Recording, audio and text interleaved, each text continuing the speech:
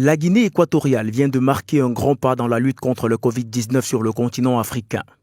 En effet, la délégation conduite par le vice-ministre de la Santé, Mitoa Ondo Yekaba, est effectivement arrivée à Madagascar, ceci afin de récupérer une cargaison de Covid organiques pour le peuple équato-guinéen.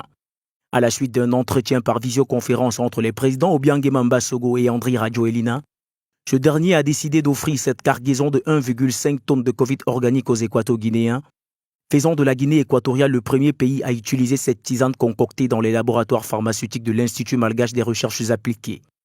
Alors même que la communauté internationale et l'OMS restent dubitatives quant à la trouvaille des chercheurs malgaches, le président Obiang, par cet acte panafricain, vient encore rappeler qu'il est désormais temps que les Africains prennent eux-mêmes leur destin en main.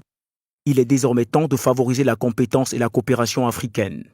Cet élan panafricain inscrit ces deux chefs d'État dans la lignée des djinns panafricanistes africains, car ils accordent une part importante à la valorisation des compétences et à la coopération entre les pays du continent. Ceci peut sans doute expliquer le rapprochement au dernier sommet Russie-Afrique de Sochi entre le président Andry Rajoelina et le PDG d'Afrique Média, quand on connaît le combat que mène cette télévision pour la libération effective de l'Afrique.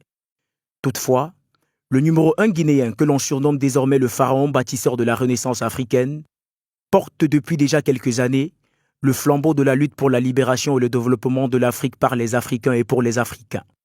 C'est dans cette optique que Mitoa Ondo, au nom du président Obiang, a exprimé sa reconnaissance et son soutien à l'endroit de la nation et des chercheurs malagasy pour les efforts fournis ayant permis de trouver ce remède curatif et préventif contre le coronavirus. Le président Teodoro Obiang Nguema a toujours soutenu la solidarité entre les pays africains et nous souhaitons renforcer davantage la coopération et les actions entre les États de l'Afrique face à notre ennemi commun qu'est le Covid-19, a déclaré le vice-ministre équato-guinéen. Pour rappel, la Guinée équatoriale enregistre actuellement près de 200 cas confirmés de Covid-19 majoritairement asymptomatiques. Elle a adopté une politique de dépistage massif afin de contenir la propagation de cette épidémie.